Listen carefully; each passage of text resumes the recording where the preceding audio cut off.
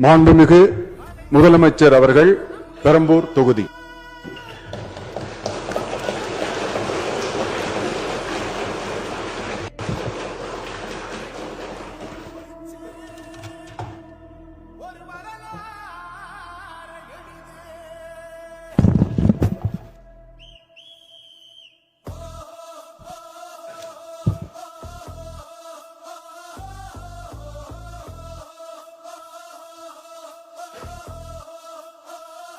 சட்டமன்ற பேரவையின் உறுப்பினராக தேர்ந்தெடுக்கப்பட்ட சி. ஜோசப் விஜய் எனும் நான் சட்ட முறைப்படி நிறுவப்பெற்றுள்ள இந்திய அரசமைப்பு சட்டத்தில் உண்மையான நம்பிக்கையும் பற்றுறுதியும் கொண்டிருப்பேன் என்றும் இந்திய நாட்டின் இறையாண்மையையும் ஒருமைப்பாட்டையும் நிலைநிறுத்துவேன் என்றும் நான் மேற்கொள்ள இருக்கும் கடமையை நேர்மையுடன் நிறைவேற்றுவேன் என்றும் உளமாற உறுதி கூறுகிறேன்.